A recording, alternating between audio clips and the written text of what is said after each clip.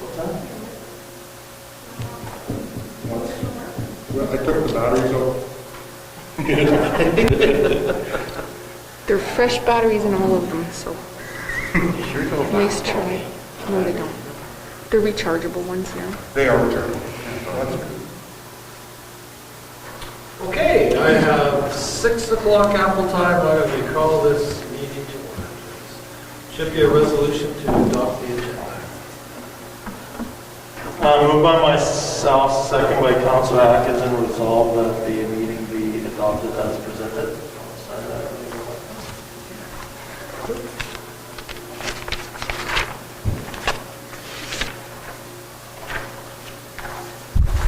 Alrighty, we'll call the question. All those in favor? Confirmation of the minutes. Again, moved by myself, second by Councilor Atkins, and resolved that the minutes of the regular meeting of January 24th, 2022, they are be hereby approved and all statutory declarations have been complied with.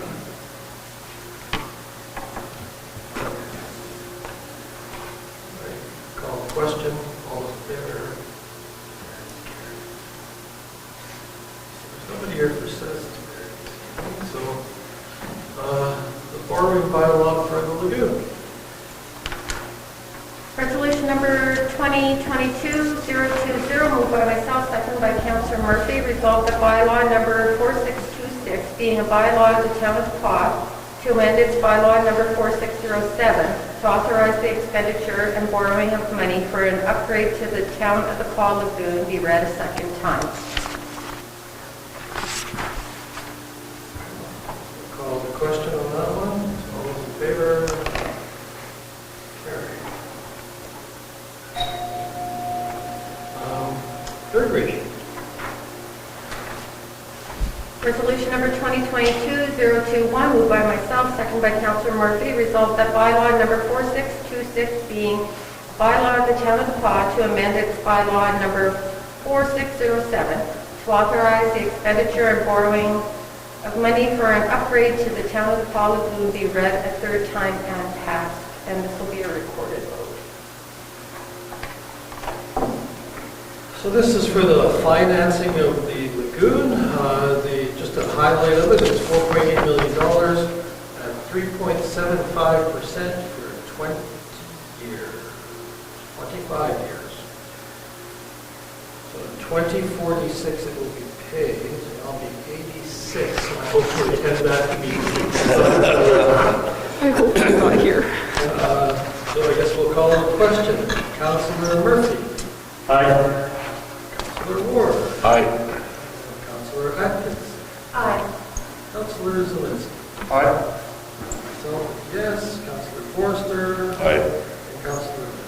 Aye. Just like that.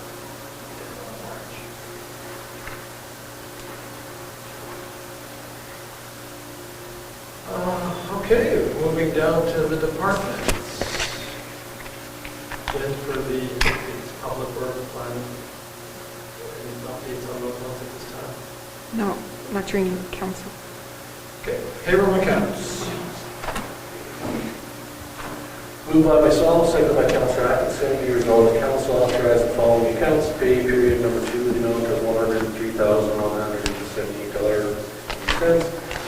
Pay period number 3, the amount of $82,769.77. General checks number 27540, 27581, 27583, 27605, the amount of $1,018,044.60.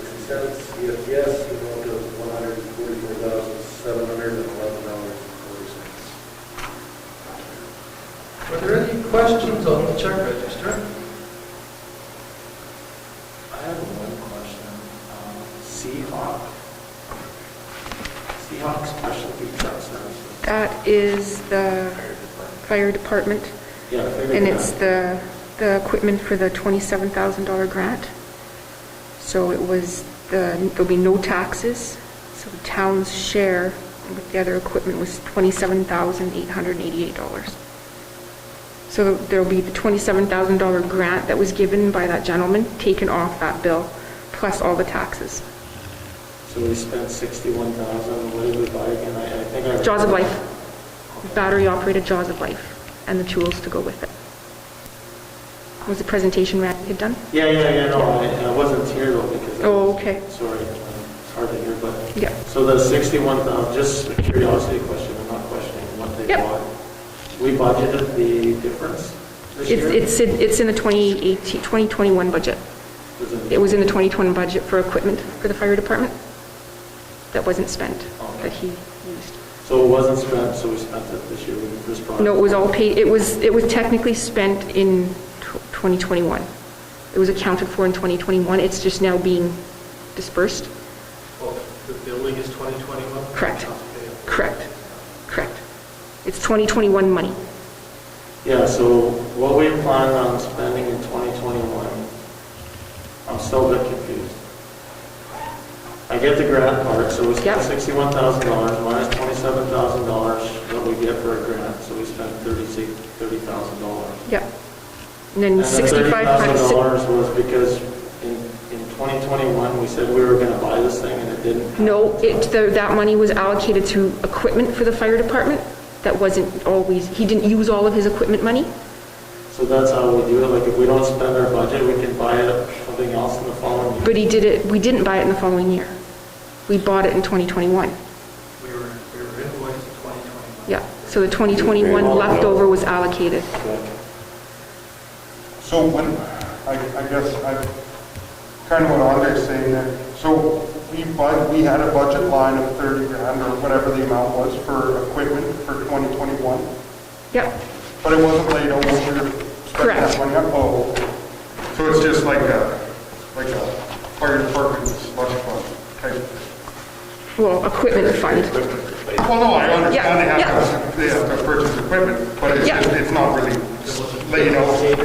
It wasn't dedicated to It's not the, like they said, oh, we're going to buy the Jaws of Life, because Correct. they just said we're going to buy this equipment. correct. Okay. It was just general equipment. Yeah, well, and that's kind of, that's where I'm questioning it, is usually, like, if we say we're spending $50,000 at the arena, we're spending $50,000 on something. I have no problem with what it's being spent on. I don't. I'm just not sure that that's following proper process. Was there something we didn't buy that we budgeted for? Yeah, and that's, I just don't know, yeah. There was $15,932 that was not spent in small tools, parts, and equipment that was used. Okay, so that's, There was 4,000. This is where Laura and Randy chose to take it from. I can ask Laura to do up a report if council So I would just like. wondered, like in the past, and maybe I'm wrong, like they have, like the fire equipment would have fire equipment reserve. So if the radios, whatever, Yeah. we got the radios went, then, because that would be a non-budgeted item. Yeah. Because I think the channel changed or something, and they had to get the radios, so they used the fire department reserve. Because Yeah. that's kind of what I thought, like that would be that. Anyway. I can get Laura and Randy to do up a better report if council wants further information. Okay. Again, just explain where the money, because if we budgeted to do something and then we didn't do it, Okay, is that coming back? yeah. I had one other question, Jen. That's on the co-op. So I'm assuming Swan Valley Co-op, that's... Sir Propane. Oh, propane, okay. And what is Colabra payment process? That is, that's your assessment. Yeah. Oh, credit card? Sorry. Oh, yeah, I was thinking urban systems. What's a credit card? Like, what do you mean? Or MasterCard. Town of the Palm MasterCard. Oh, okay. So you sign off on that, I assume, Laura does. of all the processed items? Yeah. And we use it for, Purchasing, like, just miscellaneous just stuff? miscellaneous items, yeah. A lot of purchases through the purchasing department are done through credit card. Yeah, I know that. Hotel bookings. Yeah, that makes sense. Yeah, travel. Okay, good, thank you.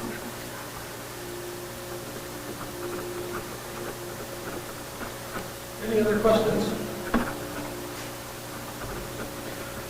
Okey dokey, so we'll call the question then. All those in favor? It's carried. Councilor Plum. Moved by myself, second by Councilor Atkinson, be resolved that the council authorize the following accounts, general check number 275, to the amount of $359.81.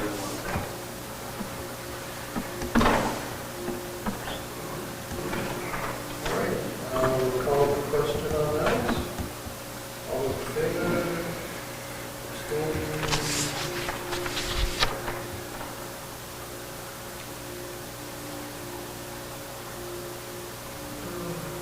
Franchise tax.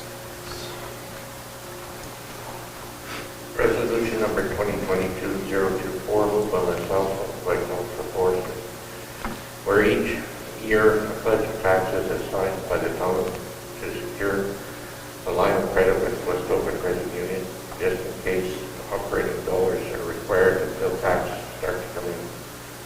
Therefore, be it resolved that council authorize the mayor and the acting Chief Administration Officer to sign a pledge of taxes in the amount of $1 million, being the line of credit for expenditures through the Westover Credit Union for each of the following years: 2022, 2023, 2024, 2025, 2026. To conclude with the banking agreement between the town of Paul and Westover Credit Union. This is just basic housekeeping. Yeah, no, this is.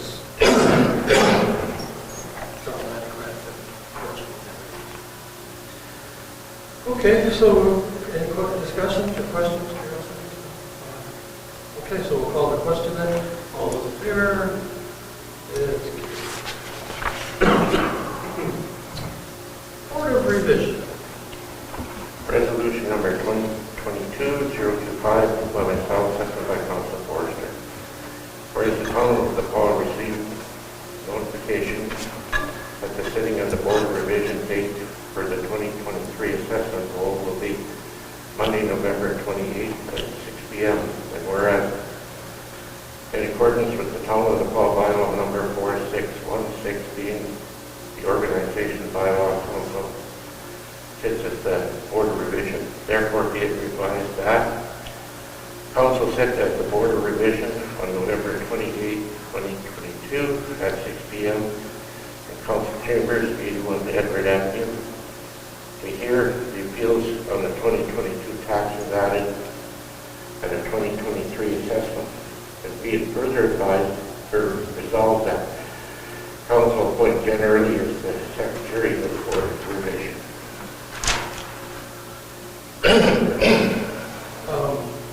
I know that these dates can be somewhat fluid. Is there any way that we can request this date be pushed off a bit? Because my understanding is the municipal election is about the 26th of October. Correct. And if the next council does the same as previous councils, their first council meeting will be around November 14th. And the next council meeting is Board of Revision. Yep. This is when the assessment branch asked for it. I wonder if we could ask them for a later date, but just in Okay. case there's 6 new councilors again, it's not to come at them. So I would say we'll pass this, but if they would give that some consideration, I'm sure Okay. the council would appreciate it. Okay, so we'll call the question then. All those in favor? Opposed?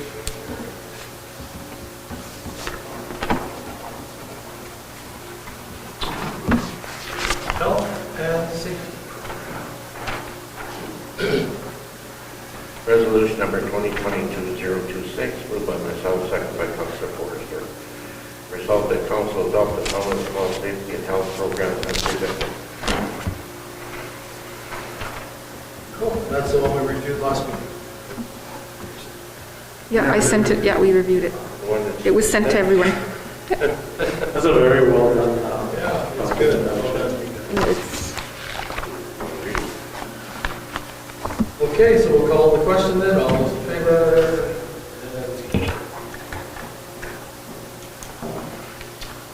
All Boyd.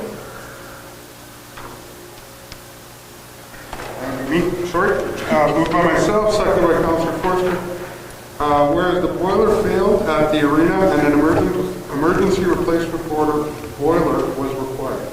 And whereas the recreational department is currently suffering due to COVID-19, the budget will not allow for this expense without incurring a departmental deficit. Therefore, be it resolved that council authorize an allocation in the amount of $9,469.50 from the arena reserve. And this will reflect in the 2021 budget. Correct. Is this different from the items we're talking about later on? Yeah. Totally different, yeah. We discussed this at last meeting. This is just paperwork or... Okay, then we'll call the question. All those in favor? Question. Moved by myself, second by Councillor Forster. Whereas an invitation to tender was sent to suppliers and advertised on the town's webpage, Merck's and the Inutasqa Times for the supply and delivery of a crew cab pickup truck as per specifications. And whereas 2 bids were received and reviewed, therefore be it resolved that council accept the bid from Great North GM in the amount of $67,382.56, taxes included, for the supply and delivery of a crew cab pickup.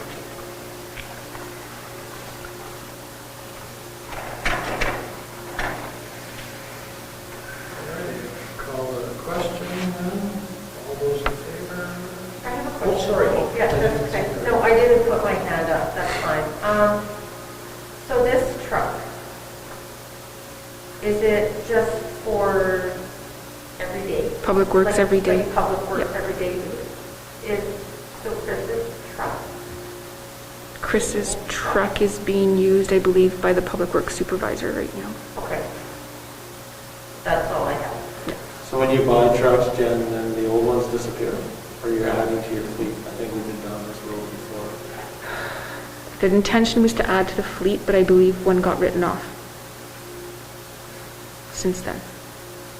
But I thought that when we were doing budgeting, they justified the trucks based on maintenance costs and the liability of the trucks, not based on adding more to the fleet. Sam's in the committee room, or I Yeah, we can can look at just him. get that. Well, if he wants to come in, like, Can you go see? I'm sure Sam's in there. I could be wrong, like, but isn't that what we talked about? We were to write off one truck last year. One wouldn't pass the safety or something, right? Yeah, And that then makes since sense. then, we've had another one that got written off. I just couldn't remember if that happened or not.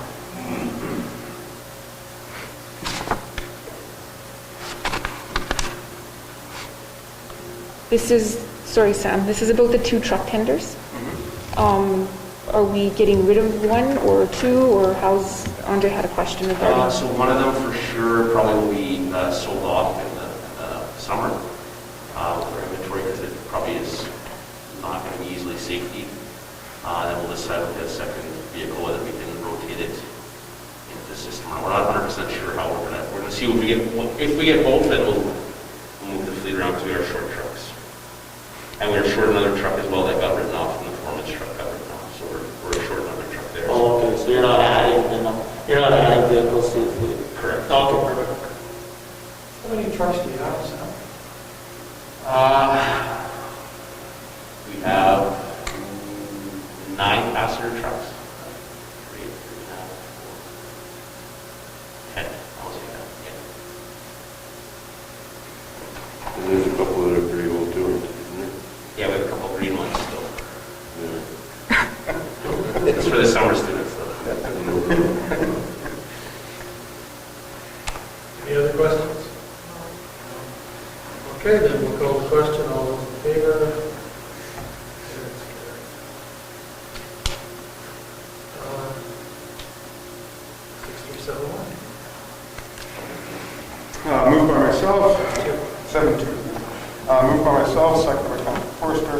Whereas an invitation to tender was sent to suppliers and advertised on the town's webpage, Merck's and the Inutasqa Times for the supply and delivery of a regular cab pickup truck as per specification.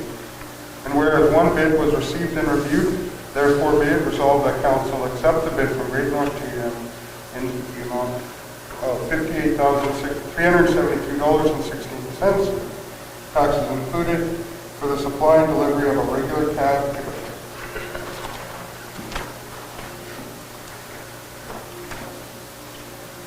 Any more discussion?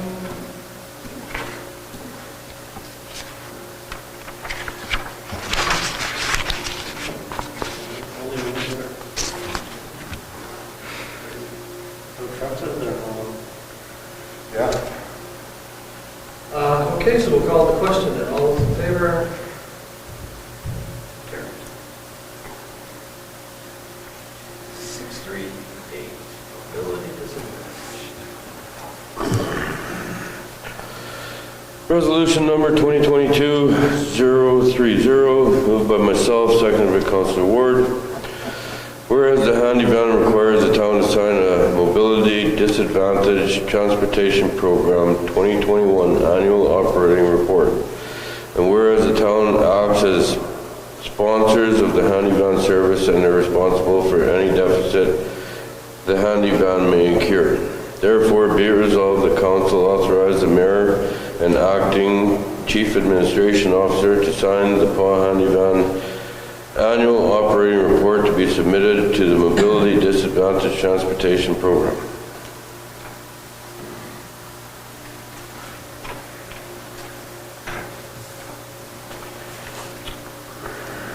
Alrighty, call the question on this one? I actually have some questions. Okay. In reading the income statements and that surrounding this, we give the grant, plus we also give $5,000 towards a purchase of a new one.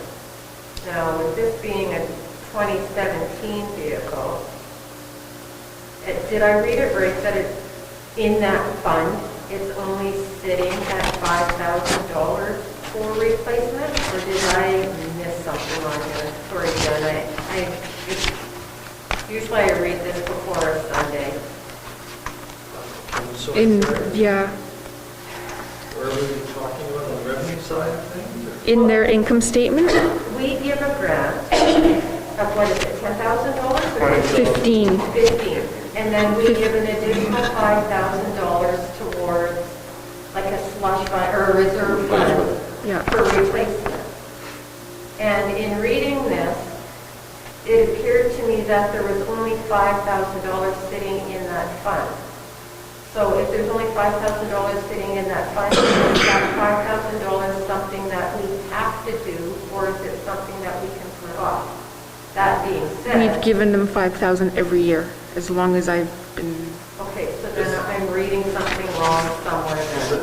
The income statement is attached as an income statement, it's not a balance sheet. So maybe on the balance sheet, for more information? There wasn't, I thought that there was another page in, what is it?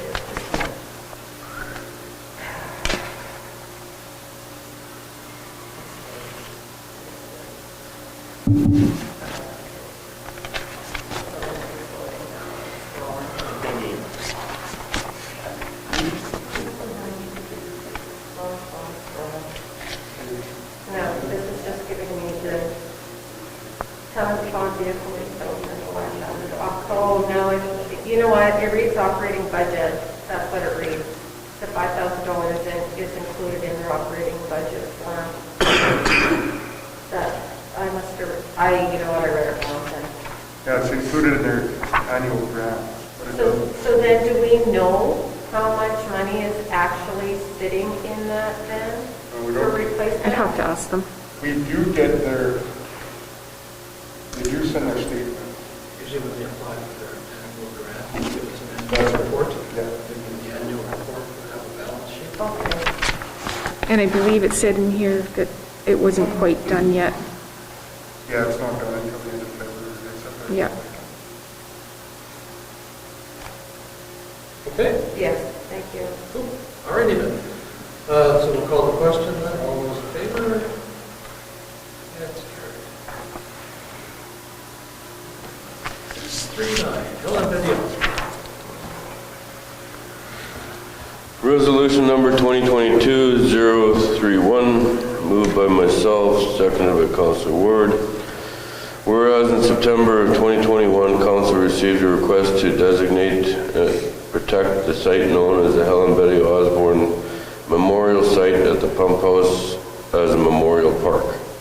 Whereas Council was in agreement with this, therefore be it resolved, Council designate Lot 18, Plan 55248 as the Helen Betty Osborne Memorial Park.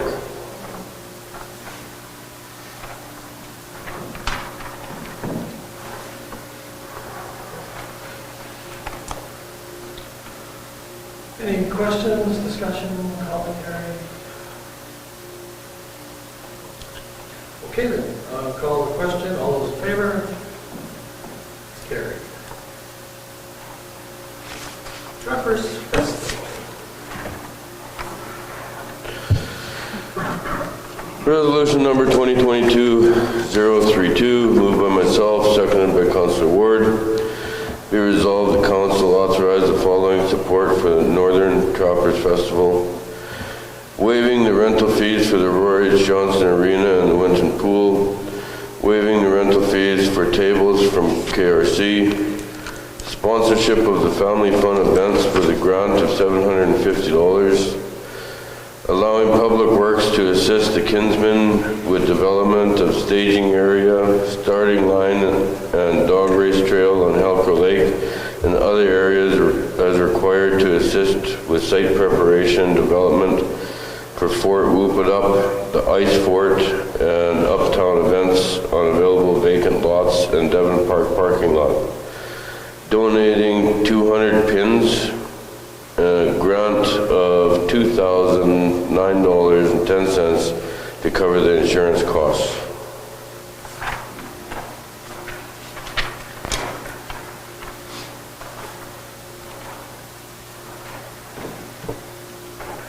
Any questions? The insurance thing, is that something we do every year? And it just, we don't actually settle a check for the insurance, right? It just, it's on rider on our Yep. policy. Yes.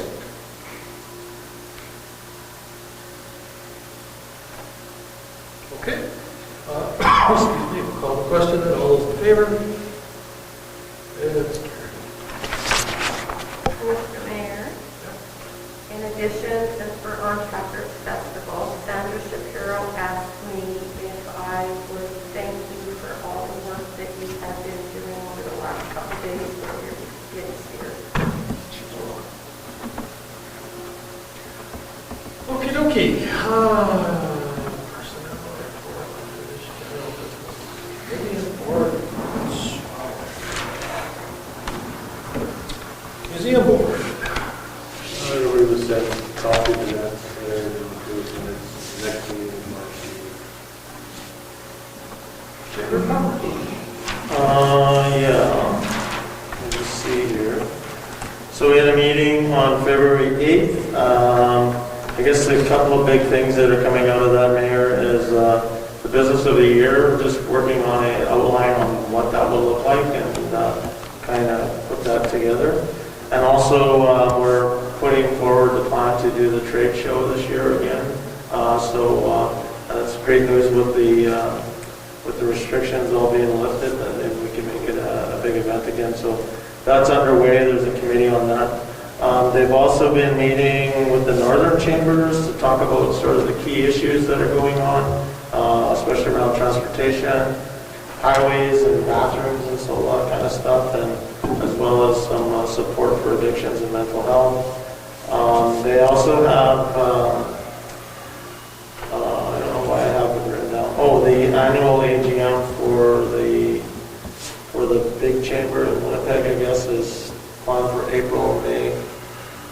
And they also just got confirmation this afternoon that they will be meeting with the government on Wednesday afternoon. I don't know who and I don't know the details, but that's kind of where that's at.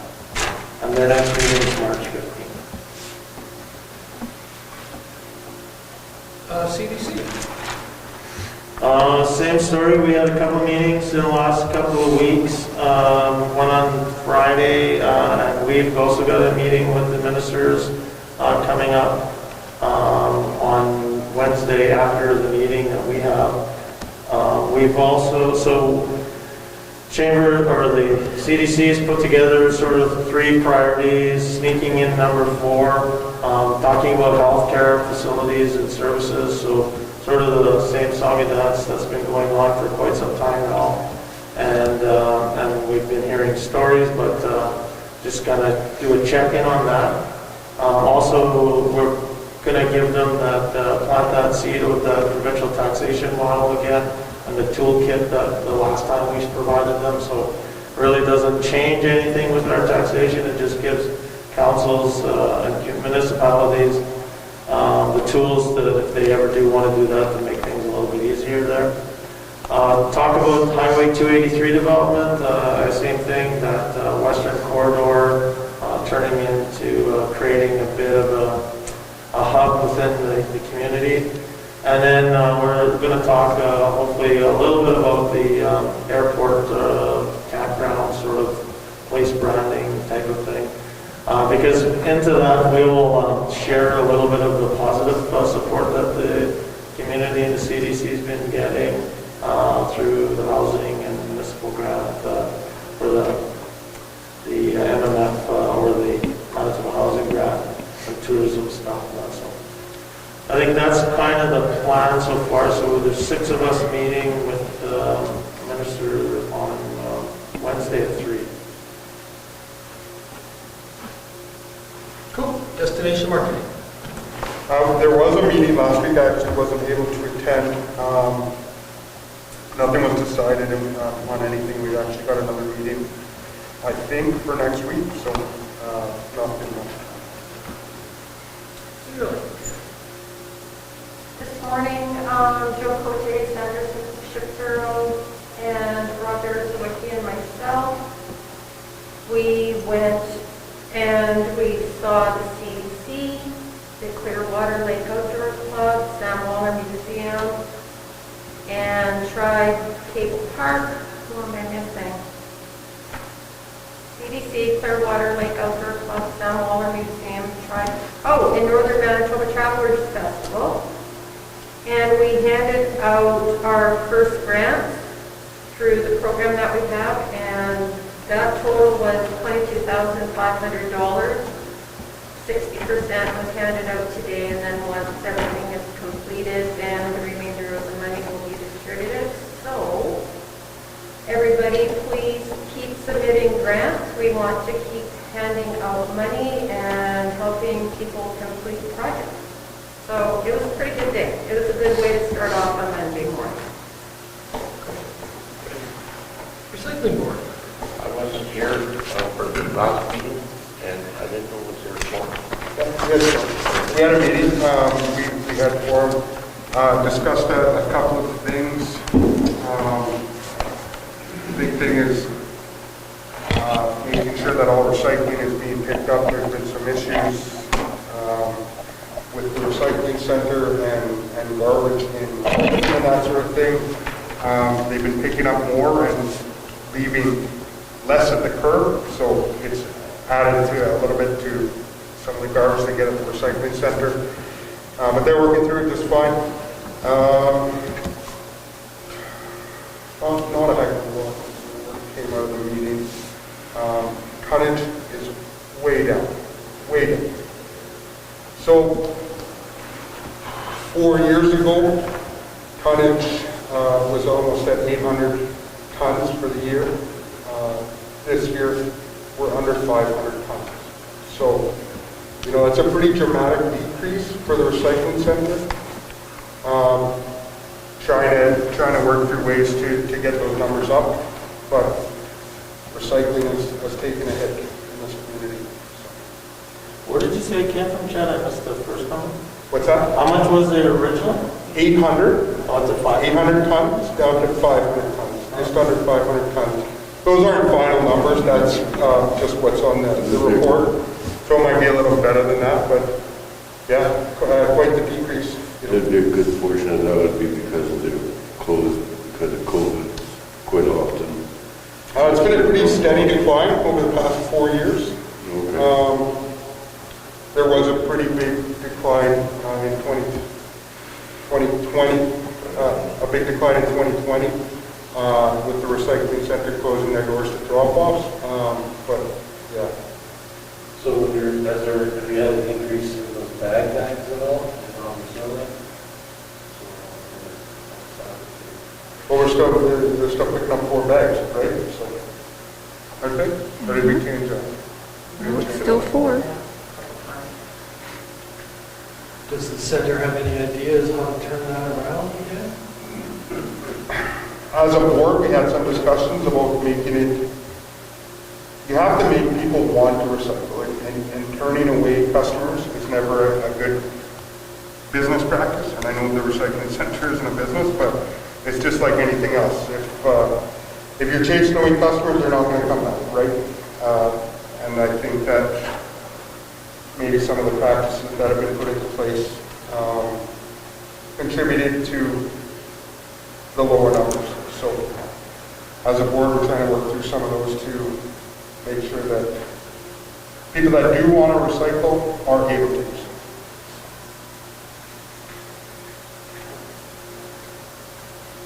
Okay. The library board. No meeting. No. Stan? No? One comment on SCAN here. I know there's a meeting coming up, but we did that subcommittee, the bathroom group there. We went out and so we did do that survey and all that sort of stuff. And I'll be honest with you, like not enough really. It kind of gave us an idea, but really not a big enough sample to really get an actual accurate thought. I want to say 127. Yeah. Responses? You know what, I don't have it, I'll send it to you guys. There was a summary completed, but the responses were like kind of everything. Like it was all over, like to very bad to very supportive, couple in the middle, really no directional thought. That's kind of why we thought maybe the sample wasn't big enough. But from that though, because we remember we went from having porta potties to having a visitor center sort of, community center type of thing too. So it was kind of, like I said, it wasn't really good. But we did have a meeting, so after that, we did have a meeting on Friday with the homeless shelter, Oscar's place. James was there, Wiggly, and Samantha, and then myself, Jackie, what's her name? Anyways, I can't remember everybody's names, but we met with them as a group and kind of explained to what we had seen and, was there something we could do to help this? I mean, because our original mandate was to try to find a community washroom or open it up. So we heard all about the challenges they have with, budgets and about the number of employees they have and just having a hard time attracting. And then James shared a couple of things around the Swan River program and around the Dauphin programs. But the takeaway that I took from there is that they're going to give us as the SCAN bathroom committee, they're going to give us some ideas on what they would need to have the bathrooms kind of open during the day. And as well as they were going to talk about a bit of the community strategy or communication strategy. There also, I did suggest to James that they probably do something up for the SCAN meeting that's upcoming because some people may not understand. But it's like I heard about the Swan River situation and about the Dauphin situation. From their projections, they're saying there's about 800 people homeless in Dauphin. And even when you look at, there's a whole definition of homelessness and what that is all about. Doesn't mean you're living on the streets. It could be that you just don't have a home. So it was actually pretty interesting the stats that he had. And then he did commit, not that I was there representing the town of Paul, he did say he really wanted to kind of get with us as a group and meet some. Did they, when you reference the budget, and their budget, did they say there's, like, we're in the same situation, I guess, or not, which is not, but we're in the same kind of situation next year when it's super cold, because there's a lack of budgetary money to hire somebody, or not enough people to hire, or both? Yeah, I think that's probably a good discussion for council. Like, I know he brought something up, but I don't want to just say it out, but there is an actual serious budget constraint for them, for sure. They want to be part of the solution, there's no doubt about that. And there's something that maybe we could facilitate there, but yeah, it's not a good situation for sure. When is the scan? I think he said March 5th or something. I thought it was 13. No, it was in March. Yeah, Brent sent out something last week. Council Planning District, we've had a couple of meetings, and I'll probably brief council during the KSD committee. No, nothing happened.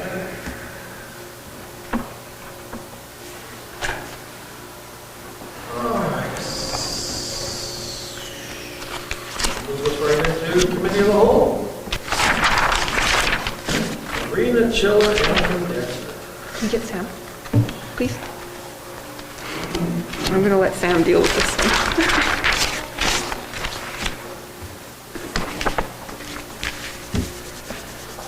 Just for the record, the SCAD meeting is the 5th. Hey?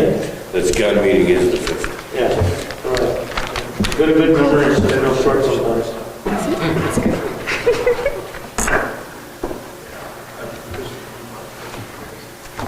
It's up.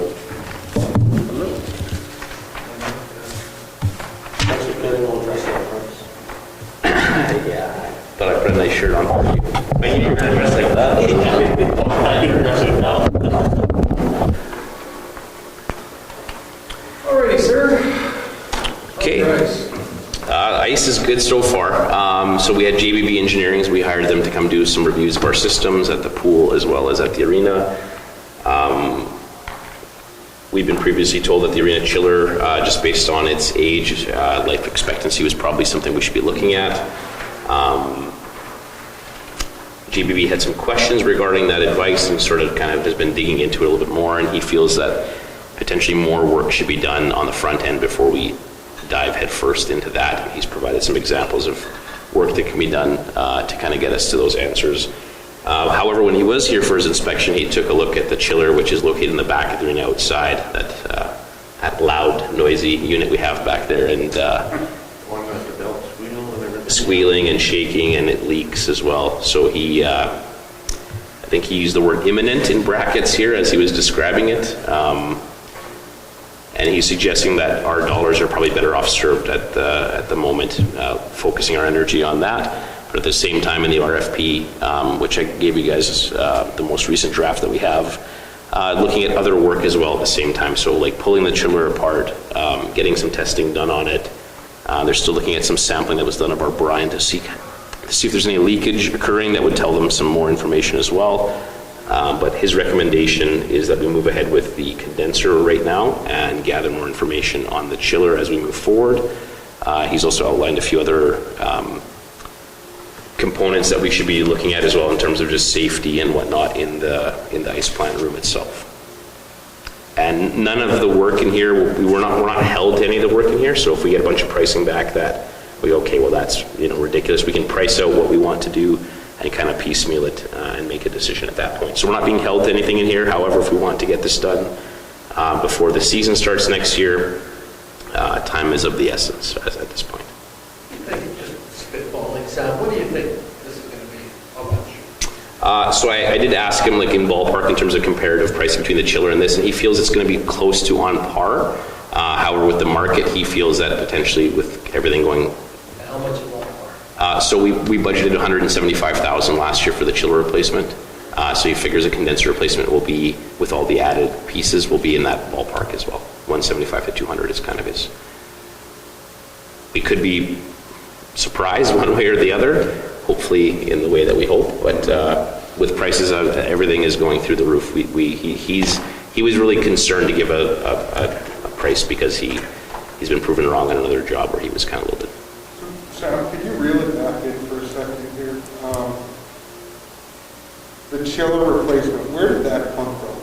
It was a recommendation by Simco when they were up here, just based on the age of the unit. So why would Simco suggest that we need to replace our chiller? And then this guy comes in and says, no, you need to replace your condenser. They're two completely different pieces of equipment, correct? Yeah, yeah. Because Simco's done a lot of work for us over the years, haven't they? Correct, yeah. Everything in that plant that I can put my eyes on has a Simco label or logo Yeah. on it, yes, yeah. So, like, I'm just trying to get up to speed as to why this is now imminent, that the condenser needs to be replaced when we were extremely concerned 2 years ago over the chiller being. That's a very good question. I'm not sure how the Simco representative that was up here, I'm not sure if it was just a technician that was up here, just, or a salesperson that was just looking at different, Yeah. placards and saying, well, this has reached life expectancy, you should look at that. I don't know how those discussions went at that point. I wasn't as involved back then at that part. And I think JBB was more just, because he asked a lot of questions. I think Andre maybe asked a few of them previously. It was like, well, what legwork has been done to suggest the chiller, is there something that the chiller is doing that we need to is the chiller shaking? Is it making bad ice? Is it not? What's the chiller doing that has led to that conclusion? We didn't know the answer really more so than just the age at that point. So, the age of the condenser, obviously, we believe it was manufactured in '96, and it looks like I can't find the exact install date, but I suspect probably that summer it was installed, based on when it was manufactured. And from what I can find online, those life expectancies are about 20 years. So it has reached its life expectancy as well. Yeah. The chiller is from 96? The condenser is from '96. Condensers from 96. Yeah, and they have about a 20-year life cycle from what I was reading on their And the website. chiller's much older. They're about the same. It Oh, looks are they? like. Oh. Yes. Yeah. So in this process, when we talk about leakage, like we had that deal before, we had the With the piping. jackhammer up part of the arena and stuff like that, the leakage or whatever. Are we having any leakage right now, We have not seen any. So if the pipes underneath, if it wasn't holding from the sealant that was installed put in there, we would see like little brown spots sort of manifest itself in the ice surface.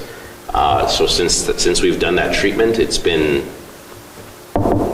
good.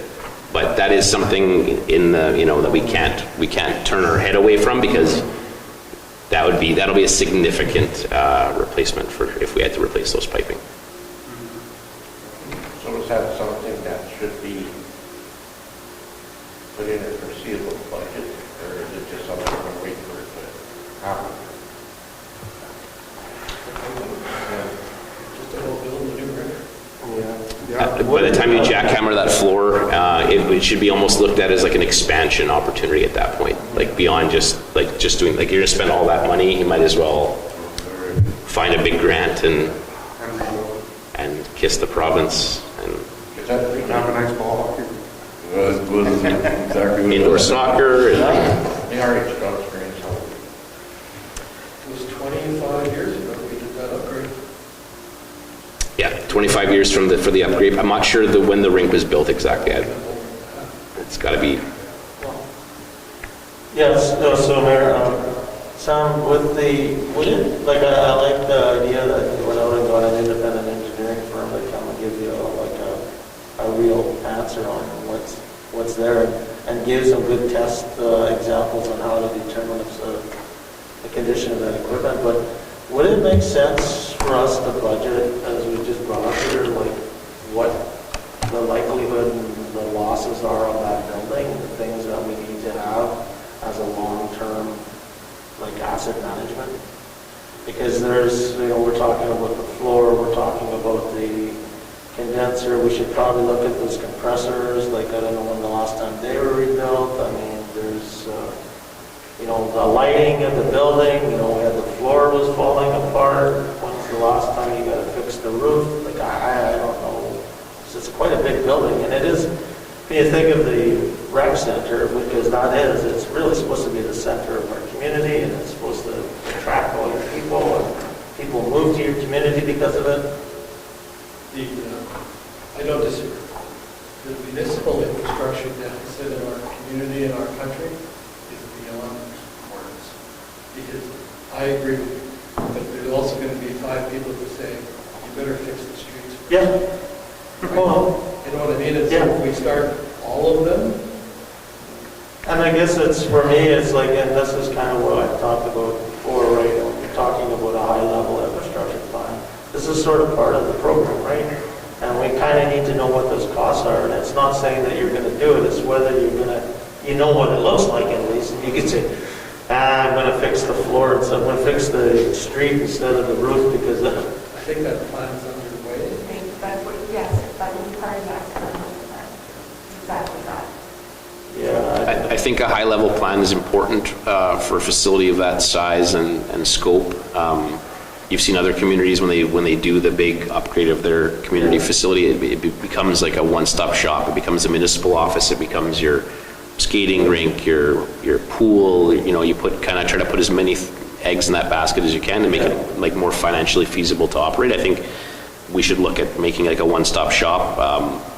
Those dollars are going to be really significant. And again, I'm not downplaying the infrastructure plan that we're doing, but I do think that there's probably even a higher level flyby that you can put together so that you might not have all this infinite details, but you have a better idea of what it really looks like. We used to have a building maintenance manager, is that what the title was? Yeah. Would that have, I mean, again, a lot of our buildings and equipment and infrastructure is getting older, that require a lot of maintenance to keep using them. Yeah. Would this be a task that gentleman or woman would normally handle as opposed to yourself? Yeah, it would be something that previous people in that position have, they bring forward their 5-year, 10-year, 15-year capital plan. They take deeper dives into each facility to kind of see what needs to be done. It is a big undertaking. I think having a firm even looking at, like if we picked, let's say, the arena and said, okay, like let's price out what this looks like in the next 5, 10, 15, 20 years, I think is achievable. Like we could outsource something like that. But yeah, the previous person, maintenance director, would definitely fall within their repertoire for sure. I know at our property, we're continually maintaining, right? It's a 25-year-old building now, we never stop. I have a feeling that with the town, if it isn't broke, we don't fix it. I'm mostly a firefighter, but without the badge, yeah. There's no time when not having a maintenance director that's costing us money. It could, yeah, I see where you're going. Yeah, I think not having someone kind of looking at it like at a high level every day, all the time, kind of living and breathing it, could lend itself some benefit to the town for sure. But I would add to that, that it's great to have a plan and somebody overlooking it, but it means nothing if you don't do anything for it. So you can have the best plan in the world about fixing all this stuff, but if you never actually fix it and spend the money, then it doesn't really matter. It's just like your roads, right? I mean, you can have a great long-term capital plan to fix roads, but if you don't fix roads, you don't fix roads. They just get worse and worse and it just piles up. Yeah, for us, like we sort of look at like what is the most imminent things like in front of our face, and we sort of just try to tackle one of those at a time. And it is difficult to kind of, look too far ahead because there's so many imminent kind of problems that we have to consider. I don't want to be negative, but that's what we do because we really don't have a choice. When your budgets are slim or picking and choosing who gets 10,000, 5,000. But yet we're planning it for 10 years for millions of dollars that we know that we won't have. So, And then every 4 years, there's new council, and yeah, we're all smarter than the last one. Yeah. But I think, so again, I'm going to go back on the communication part. I mean, I think that's important for people to understand what the cost of things are so that when they're asking for something to be fixed, say, yeah, no problem. I'd love to fix all the roads in town too, but if you want your taxes to go up by $2,000 a year, everybody, then let's go for it. Fix them all. Hey? We can fix them all. Yeah. No problem. So are we moving forward with this RFP?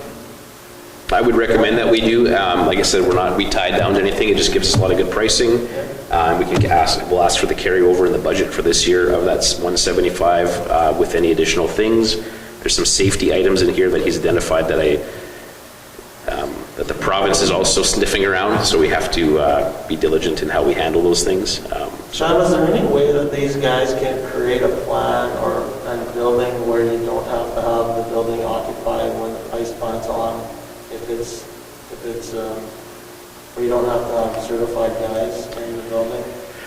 We asked him some questions along those lines, and he would need to kind of look a little bit deeper into it to give us a straight answer. Some of the issues, I believe, is how the piping runs from the plant across the flooring into the arena, and I think that is part of the issue. Without being able to isolate that, I don't know if we can reach that level that you're speaking of.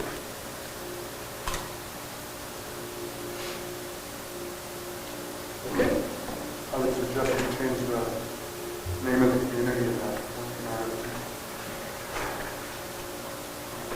In the Yep. front page. Okay, yeah.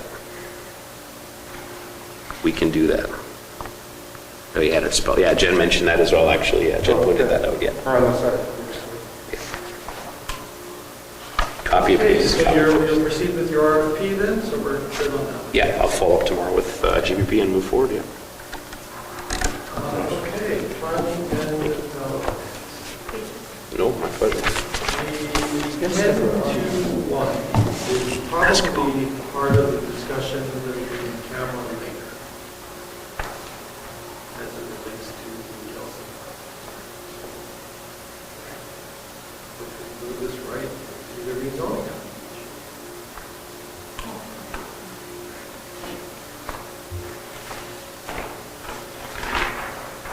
There will be a public hearing on March 14th, 2022 for a rezoning application for 463 Taylor and 461 Taylor from residential single to residential mix. The owner of these two properties has submitted an application to the zoning board to sell these two properties. The interested purchaser plans on building either a 3 or 4 price.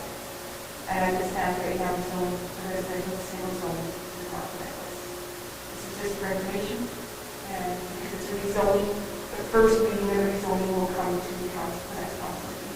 We get one. Are those 33-foot lots? 1.5. And one is 33, one is 1 full lot and a half. I thought when we did that last zoning bylaw, we addressed that you could do this on the lot. You could do residential single, but not residential single or residential. Sorry, residential single is now 1 or 2, Yep. but anything more than that is residential mix. So 3, 4, and higher is residential mix. And those have to come. But they don't need any variations. Not at this time, we don't. They don't need, depending on what they build. Correct, yeah, so that would be the next step. This is just in order for the person to sell it. And then if this goes through and the person buys it, and then once they decide what they're building, then the owners will vary. And if their building plans fit within the envelope, they're good. Correct. Okay. So this is for information, and just so you know that it's coming first week. Perfect, thank you. 10-3-1, Councilor Murphy, Department. Just put that on the table again. I think we've talked about this umpteen times. I think the staff are short-handed. It would help get things through quicker and maybe have a better understanding to support them. So I would like to us to establish some sort of groups.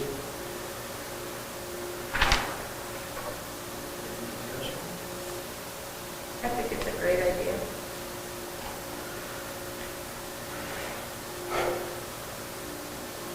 I don't know how welcomed it is. I've seen both sides of the coin, having departmental committees and not having departmental committees. And I can say, from my point of view, there's definitely a bigger disconnect between council and the day-to-day operation. And I shouldn't say day-to-day operation, the day-to-day going on that happen. I know in my opinion, we would be more well-informed about some things that are happening within the community that we necessarily don't see it sitting down at a meeting every 2 weeks. I personally think that, while it is a little bit of a more of a time commitment, I think it would let us be better informed. And that's fine. My thought though is each of the meetings will require an agenda, they will require minutes, they will require public advertisement, they will be open to the public to attend. And those minutes need to be brought to council to be adopted. Why is that? That is part of the municipal act. So you can't have a meeting with staff one-on-one?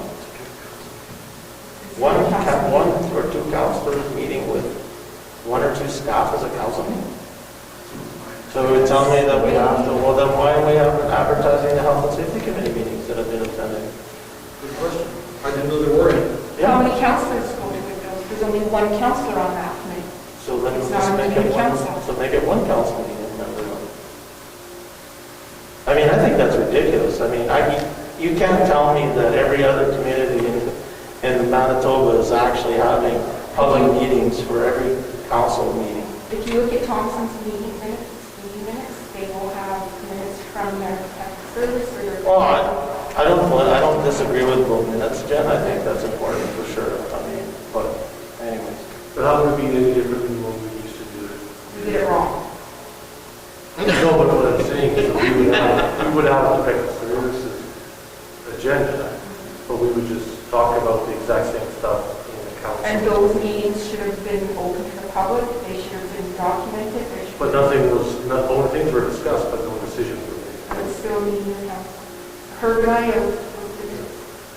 Even if there's nothing decided, there's just. That's how we, remember when we first started the budget meeting in Canada? And we checked out the problems and we checked with the NSO and they deemed it clearly those are council meetings and open to the vote.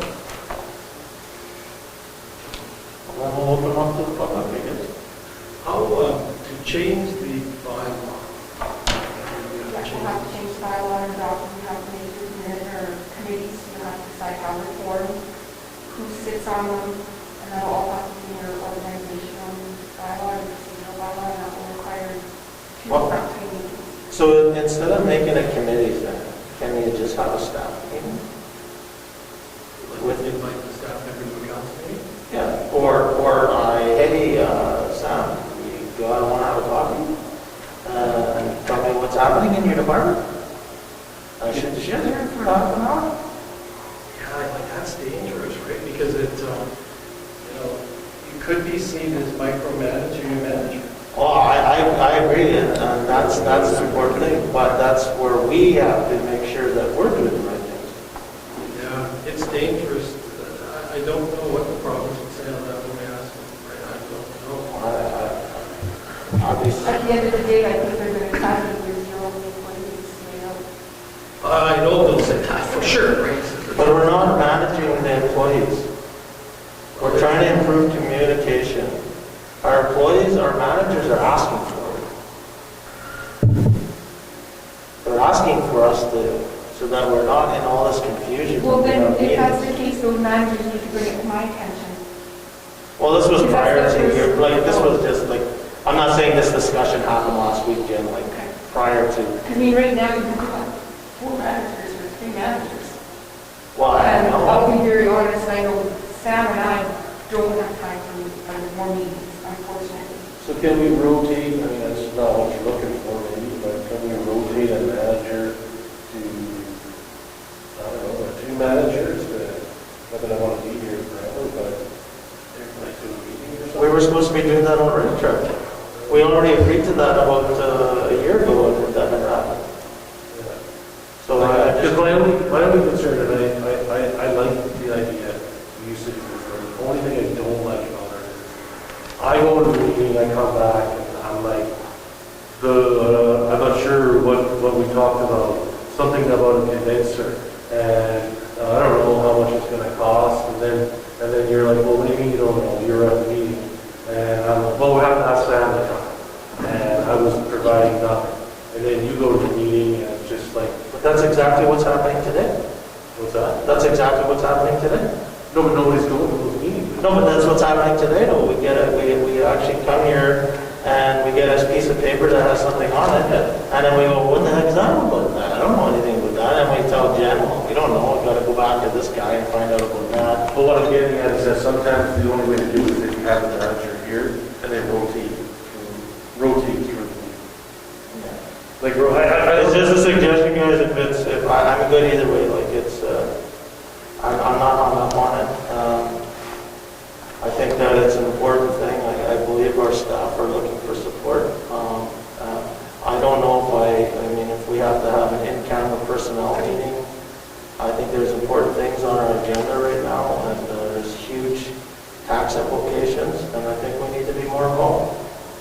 And I don't think just getting a sheet of paper sent to me every 2 weeks gives me enough. There's still no reason why we as a council can't go to our acting CEO and the CEO and say, okay, we want a presentation from the fire company. But I don't know what to ask, Bill. Well, we asked them, what's your plan for the next 3 months? What happened? Well, that's what you want to know, but what I'm saying is I don't know what to ask, right? I don't know what questions to ask, so, Well, it's kind of, you're a mill manager, you know the questions you have to ask. You have to ask how the financing's going, how the work. Oh, I get that. Stuff like that. because some of the things will come across, like you're saying, like, for example, the RFP. So, I don't know, Sam's filing with me, I don't know, it was a coincidence or whatever. Oh, yeah. Okay, so well, let's just say we didn't ask him to come here. The RFP comes and then we're all wondering why Simcoe didn't look at it, and then we're wondering, okay, is your long-term plan, we have all these questions, and then what we're gonna vote on, we don't know. So we ask him to come to the meeting. But would the committee meetings solve some of that need? But if we can't do it, I don't know, Or would it just tie up a lot more of their time that, for some reason right now, we seem to be very short-staffed in a lot of management positions, and you're going to tie up a couple of hours every 2 weeks of their time to show up for a committee meeting. Is it really beneficial right now? You're still getting the same answers if we get them to come here. And then he's talking to everybody, so everybody's getting the information at once. Instead of a little meeting over there that they sit at a committee with a bunch of people and they explain themselves, and then we get the counselor's take, or the person that's sitting on the committee, their take on the information that they were given. We don't get it firsthand, which is what we just got with Sam sitting here in front of the rest of us. That's just my thought. Now, you're still getting the same information, it's just done a little differently. Correct?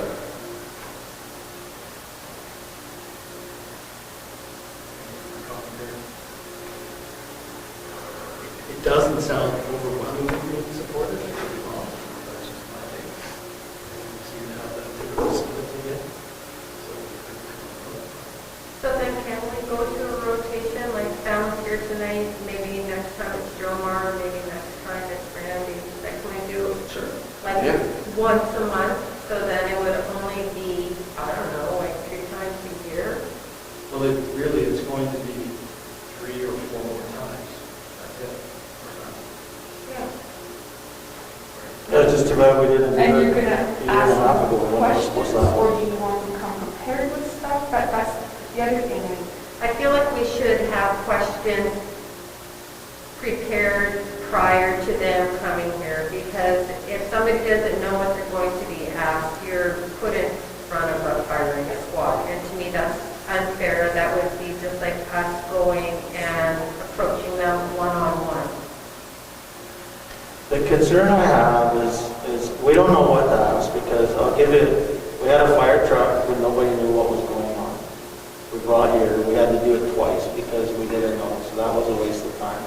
We had bathrooms that we just asked the process on what the boat looked like. That had to nobody really knew what was going on there. But that's just in the last little while. We don't have the details. And you might have solved a lot of those things before you even got here. But again, in fairness, I'm not being hypercritical. When you say we didn't know, some of us did know, and we voted accordingly. Some of you who didn't know voted against it, which twice required us to do a special resolution to bring it back to get it on the table. So I'm not picking on anybody, but some of us did know, because I read everything prior to coming to a meeting. That's what I do this morning at 6, and I start sending them emails. And all due respect, Mayor, the fire truck resolution had no details at all in the minute package. And in all due respect on the bathroom, the RFP, if you did look at it, was completely on something different. It was talking about a asset management program, which was not related to the bathroom. So I do actually read all the details. So as it relates to, again, if you guys want to do a roundtable vote to come up with a consensus. I'm fine, I'll just pull it from the table. Alrighty, let's carry on. Personnel.